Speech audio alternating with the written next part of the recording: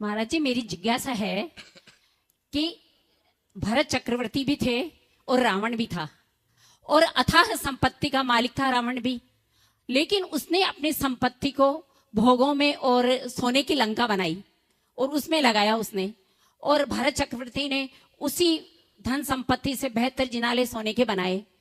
तो क्या है ना, उसके पूर्व पाप कर्म का उदय था, या उसके अपने को थोड़ा अभिमान था रावण को कि उसने सोने की लंका बनाई? बहुत अच्छा सवाल आपने किया। यही तो पापानुबंधी पुण्य और पुण्यानुबंधी पुण्य का अंतर।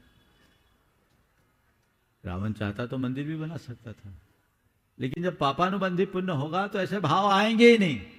उसकी बुद्धि उलट गई, इसलिए उसने क्या किया, लंका तो बना ली, मंदिर नहीं बना पाया। पर भरत चक्रवर्ती भी चाहता तो अपना महल बना सकता था, पर उसे पता था महल खंडर हो जाएगा, मंदिर अमर बन जाएगा।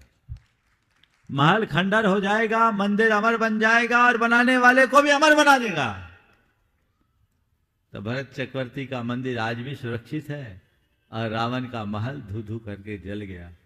तो ये तभी होता है जब पुण्य का प्रबल उदय होता है।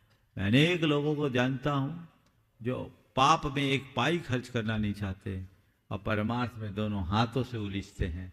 हमें भी यही करना चाहिए, दोनों हाथ उलीझिए, यही से अनोखा हो। एक तो अनेकांतवाद है, एक श्रद्धा है। अनेकांत में जहां हम ही का प्रयोग नहीं करके भीका ही करते हैं, भीका नहीं करते, भीका करते हैं। लेकिन श्रद्धा के अंदर हम समझते हैं कि ही होता है, क्योंकि श्रद्धा करने में हमको ये लगता है कि यही सत्य है, यही देवशास्त्र गुरु है, और निर्ग्रंथ गुरु की उपासना से ये होगा। और अनेकांतवाद में ये फलित नहीं होता है। तो इन दोनों को कैसे? बहुत अच्छा सवाल आपने किया, एकांत और अनेकांत से संबंधित। देखिए, हमें इसे अच्छे से समझना चाहिए। अनेकांत का अर्थ ये कतई नहीं है कि जो बात हो, जैसी बात हो उसे वैसे स्वीकार लो, नहीं। हर बात अलग अलग संदर्भ में स्वीकारने योग्य है। आपके बाजू में अनिल जी हैं, आप उनकी धर्मपत्नी, वो आपके पति हैं, पर अनिल जी तो पति ही हैं, वो आपके पिता और पुत्र तो इस जन्म में नहीं हो सकते। पर कोई कहे कि अनिल आपके पिता भी हैं या पुत्र भी हैं, तो मैं अनेकांती मान लूंगा और कह सकता हूं कि अगले जन्म में हो सकता है कुछ भी बन जाए, पर इस जन्म में तो वो पति ही है। ये अनेकांत। जो बात जिस संदर्भ में कही गई उस संदर्भ में उसी रूप में स्वीकार करना अनेकांत है। उसे चाहे जैसे रूप में स्वीकार करना अनेकांताभास है। इसलिए हमारी श्रद्धा जिस पर जैसी है वैसी ही होनी चाहिए, उसमें कोई परिवर्तन नहीं होना चाहिए।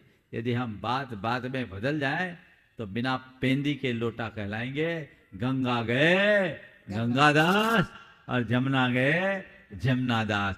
हाँ, गंगा का दास हो या जमुना का दास, कल्याण तो दास का ही होगा। और इतनी गुंजाइश है कि जमुना दास कभी गंगा दास बन सकता है। ये अनेकांत है। ऐसी सोच हमारे जीवन को बेहतर बनाती है।